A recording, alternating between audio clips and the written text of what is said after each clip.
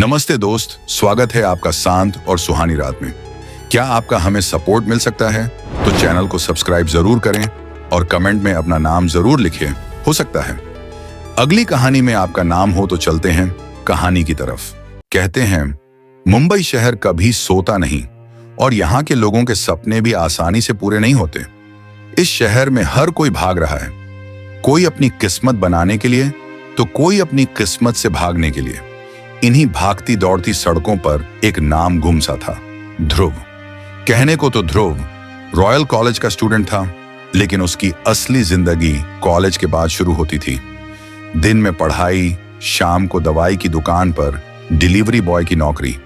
उसकी दुनिया दो चीजों में बंटी थी, गरीबी से लड़ाई और उसकी गर्लफ्रेंड प्रिया का प्यार। अक्सर काउंटर पर बैठा ध्रुव सपनों में खो जाता। जब भी वह किसी कपल को मरीन ड्राइव पर महंगी बाइक पर देखता, मन में सोचता, एक दिन मैं भी अपनी प्रिया को ऐसे ही लॉन्ग ड्राइव पर ले जाऊंगा। हवाओं से बातें करेंगे, उसे दुनिया की हर खुशी दूंगा। उसकी मुस्कान अक्सर गुप्ता जी के गुस्से का कारण बनती। एक दिन सपनों में खोए ध्रुव को गुप्ता जी की तेज आवाज ने झकझोर दिया। ओ हीरो, सपनों से बाहर आजा, वरना सैलरी से पैसे काट लूंगा। ध्रुव के हाथ में महंगी क्रीम थी। घबराहट में उसने उसे दबा दिया और क्रीम बाहर निकल गई। तेरा ध्यान कहां रहता है बे? पूरे 500 का नुकसान कर दिया, गुप्ता जी ने झिड़कते हुए कहा। ध्रुव हड़बड़ा गया। सॉरी सेठ जी, गलती हो गई। गरीबों को सपने नहीं काम करना चाहिए, गुप्ता जी गरजे। उसी वक्त दुकान का फोन बजा और ध्रुव ने राहत की सांस ली। हेलो, गुप्ता फार्मा, आपके स्वास्थ्य का साथी, बताइए। फोन पर एक रईसी से भरी आवाज आई। होटल ग्रैंड पैलेस, रूम 402 में अर्जेंट डिलीवरी चाहिए। और सुन, प्रोटेक्शन का पैकेट एक्स्ट्रा लार्ज। ध्रुव को आवाज जानी पहचानी लगी। उसने बारिश का हवाला देकर डिलीवरी रोकने की कोशिश की, लेकिन फोन के दूसरी ओर से धमकी मिली। मैं विक्रांत खन्ना बोल रहा हूं। अगर आधे घंटे में डिलीवरी नहीं मिली तो दुकान बंद करा दूंगा, पैसे डबल दूंगा, बस भेज देना। गुप्ता जी की आंखों में नोट चमक उठे। खन्ना साहब का बेटा है। ध्रुव, स्कूटर ले और तुरंत निकल। बारिश तूफान सब बेकार। ध्रुव मजबूरी में निकल पड़ा। भीगते हुए उसे प्रिया की बातें याद आईं। ध्रुव, अगले महीने तक बाइक नहीं ली तो पापा मेरी शादी कहीं और कर देंगे। मुझे तुम्हारे साथ बाइक पर घूमना है। ध्रुव जानता था वह कोशिश कर रहा है, पर उसकी जेब हमेशा छोटी पड़ जाती थी। आज की टिप मिल जाए तो कुछ पैसों का जुगाड़ हो जाए, वह खुद से कहता हुआ पहुंचा होटल में। रूम 402 का दरवाजा खुला और ध्रुव के होश उड़ गए। सामने प्रिया थी, बाथरोब में गीले बाल, घबराई हुई। प्रिया, तुम यहां? ध्रुव की आवाज टूट गई। तुम मेरा पीछा कर रहे हो? प्रिया उल्टा उस पर चिल्लाई। तभी पीछे से आवाज आई, बेबी, पार्सल आया क्या? विक्रांत खन्ना दरवाजे पर आया और ध्रुव को देखकर हंस पड़ा। अरे, ये तो तेरा फटीचर बॉयफ्रेंड है। ध्रुव का दिल चकनाचूर हो गया। प्रिया, तुमने कहा था आज तुम बीमार हो, प्रिया ने ठंडे स्वर में कहा। ध्रुव, मैं तुम्हारी गरीबी से तंग आ चुकी हूं। मुझे लग्जरी चाहिए, तुम्हारे बस की बात नहीं। विक्रांत मुझे वो सब दे सकता है जो तुम कभी नहीं दे पाओगे। हमारा ब्रेकअप हो चुका है। विक्रांत ने ध्रुव के हाथ से पैकेट छीना और 500 का नोट उसके चेहरे पर फेंक दिया। ले, टिप रख ले और अपनी औकात में रह। दरवाजा उनके ठाकों के बीच बंद हो गया। बारिश में ध्रुव टूटकर बैठ गया। क्यों भगवान, मेरी जिंदगी में सिर्फ अंधेरा ही क्यों लिखा? तभी फोन पर ईमेल आया। Singhania group of industries, legal team. Dhruv ने पढ़ा। 5 साल पहले उसके दादाजी ने उसकी असली पहचान छुपाकर उसे संघर्ष की परीक्षा पर भेजा था और आज वह परीक्षा पूरी हो चुकी थी। 50,000 करोड़ का साम्राज्य और चेयरमैन का पद ध्रुव प्रताप सिंघानिया का था। एक काली रोल्स रॉयस उसके सामने रुकी। चलिए छोटे सरकार, घर चलने का समय हो गया है, ड्राइवर बोला। अगली सुबह शहर और ध्रुव दोनों बदले हुए थे। उसके सचिव मेहरा ने बताया, सर, खन्ना इंडस्ट्रीज डूब रही है। मिस्टर खन्ना आपसे पार्टनरशिप की भीख मांगने आ रहे हैं। ध्रुव मुस्कुराया। आज रात पार्टी रखो, खास मेहमान होंगे, खन्ना परिवार। पार्टी में विक्रांत और प्रिया चमक दमक में खड़े थे। विक्रांत बड़बड़ा रहा था। आज सिंघानिया ग्रुप से डील होते ही मैं राजा बन जाऊंगा। तभी अनाउंसर ने घोषणा की, सिंघानिया साम्राज्य के नए मालिक ध्रुव प्रताप सिंघानिया। ध्रुव जैसे ही अंदर आया, प्रिया का गिलास गिर गया। विक्रांत की सांस अटक गई। खन्ना साहब दौड़ कर आए। सर, हमें नहीं पता था कि मेरा बेटा आपको जानता है। ध्रुव ने विक्रांत की तरफ देखा। जानता है? बहुत अच्छे से। कल की टिप याद है? उसने वही 500 का नोट विक्रांत की जेब में डाल दिया। अब इसकी जरूरत तुम्हें ज्यादा पड़ेगी, क्योंकि मैं खन्ना इंडस्ट्रीज की डील रद्द कर रहा हूं। विक्रांत घुटनों पर आ गया। प्रिया रोते हुए बोली, ध्रुव, मुझे माफ कर दो, मैं तुमसे प्यार करती हूं। ध्रुव ने हाथ हटाते हुए कहा, प्रिया, तुम्हें ब्रांडेड चीजें पसंद थी ना? अफसोस, मेरा प्यार तुम्हारे लिए बहुत महंगा और तुम्हारी वफादारी बहुत सस्ती थी। मैं सेकंड हैंड चीजें इस्तेमाल नहीं करता, चाहे वो गाड़ियां हों या रिश्ते। वो मुड़कर चल दिया। बाहर निकलते हुए वो बोला, चलो गुप्ता फार्मा चलते हैं। सुना है उनकी दुकान वाली बिल्डिंग अब मेरी है। रोल्स रॉयस अंधेरे में दूर चली गई।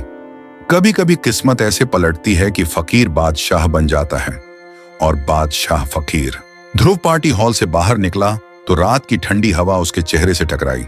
शहर की रोशनी दूर दूर तक फैली थी, लेकिन उसके भीतर उस वक्त एक अजीब सी शांति थी, जैसे कोई बहुत पुराना बोझ उतर गया हो। गाड़ी के पास खड़ा ड्राइवर तुरंत दरवाजा खोलने लगा, पर ध्रुव ने हाथ से इशारा कर रोक दिया। थोड़ा पैदल चलकर आते हैं, उसने कहा। पहली बार वह बिना किसी डर, बिना किसी भारीपन के अपने कदमों की आवाज सुन पा रहा था। यह वही शहर था जिसने उसे रुलाया था, और अब वही शहर उसकी जीत का गवाह बन रहा था। मेहरा कुछ दूरी से पीछे पीछे आ रहा था, लेकिन उसने ध्रुव को परेशान नहीं किया। उसे एहसास था कि ध्रुव इस रात को महसूस करना चाहता है। कुछ देर बाद ध्रुव बोला, मेहरा, कल से नया अध्याय शुरू होगा, लेकिन उससे पहले मुझे कल वाली जगह ले चलो। कौन सी जगह सर? मेहरा ने धीरे से पूछा, पर उसे जवाब की जरूरत नहीं थी। ध्रुव उसी होटल की ओर चल पड़ा, द ग्रैंड पैलेस। लॉबी में खड़े गार्ड और स्टाफ उसे देखकर सीधा खड़े हो गए। कल तक जो उसे एक साधारण डिलीवरी बॉय समझते थे, आज वही लोग झुककर सलाम कर रहे थे।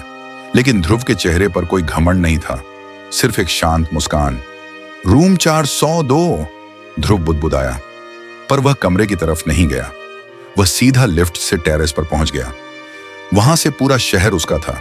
आवाजें, रोशनी, बारिश की वह खुशबू जो अभी भी हवा में थी। ध्रुव ने छत के किनारे खड़े होकर शहर की तरफ हाथ फैलाए, मानो पुराने दर्द को हवा में उड़ा रहा हो। उसी समय कदमों की हल्की आहट आई। मेहरा पास आकर बोला, सर, आपकी कार तैयार है और कुछ लोग आपसे मिलने आए हैं। कौन?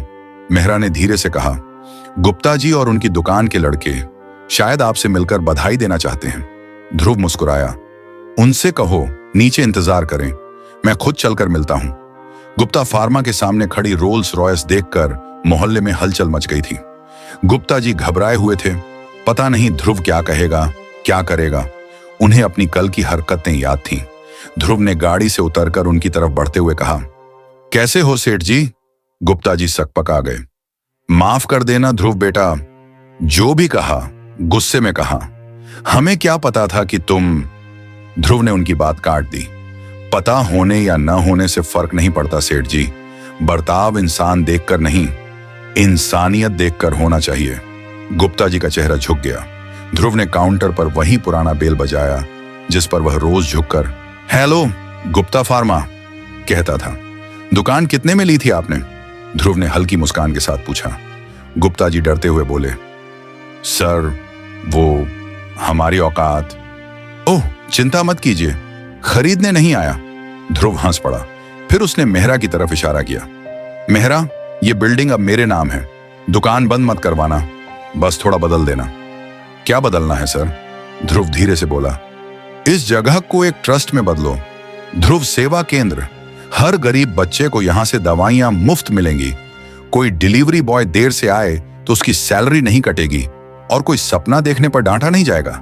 गुप्ता जी की आंखें भर आईं। ध्रुव बेटा, ये सब क्यों?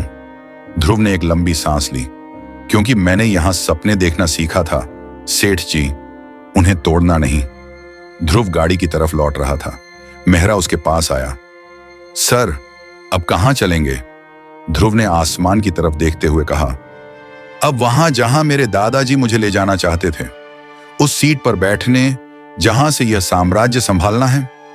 मेहरा ने मुस्कुराकर कहा, सर, आपने आज से इसे सिर्फ संभालना नहीं, बदलना भी शुरू कर दिया है। ध्रुव ने गाड़ी का दरवाजा खोला और कदम अंदर रखते हुए बोला, मेहरा, साम्राज्य ताकत से नहीं चलता, दिल से चलता है। और आज ध्रुव प्रताप सिंघानिया फिर से शुरुआत कर रहा है। रोल्स रॉयस धीरे धीरे सड़क पर आगे बढ़ती गई।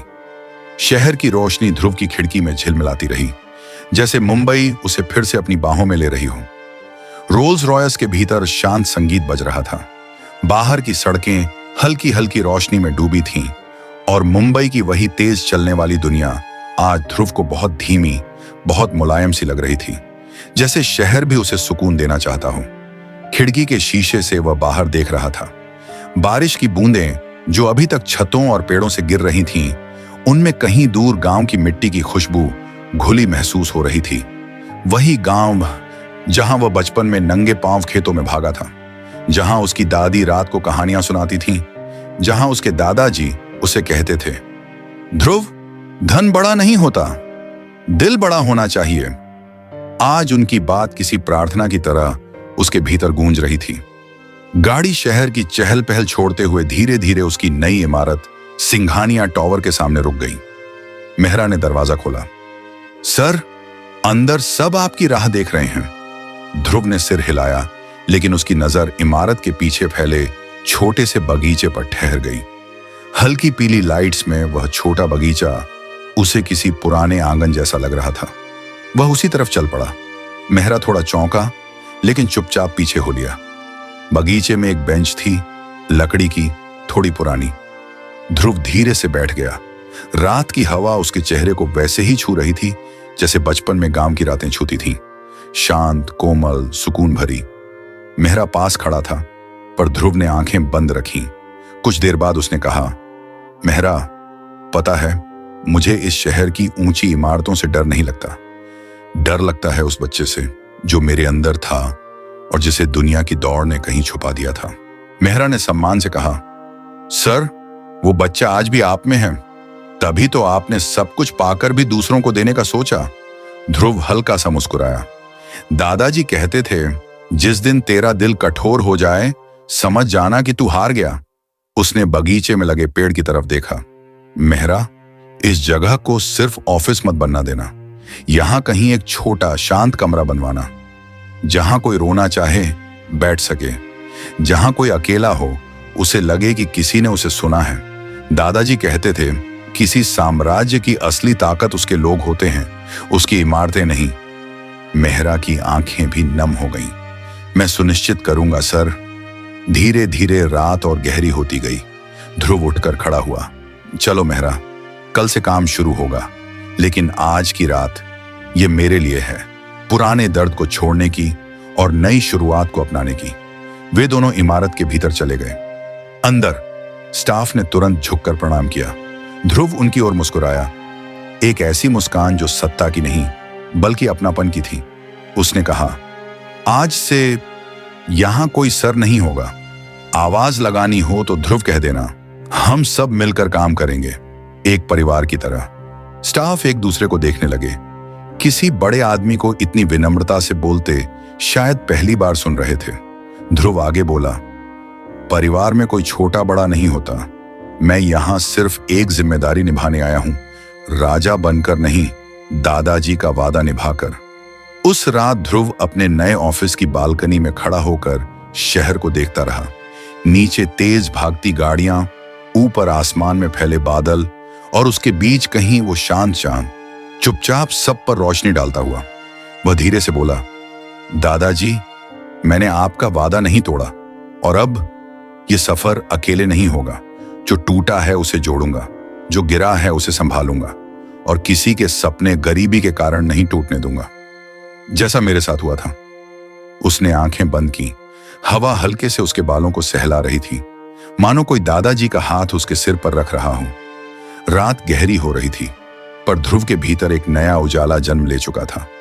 एक शांत, कोमल, स्थिर उजाला। दोस्तों, ऐसे ही सुकून देने वाली कहानी सुनने के लिए हमारे चैनल को सब्सक्राइब जरूर करें और कमेंट करके बताएं आपको यह कहानी कैसी लगी।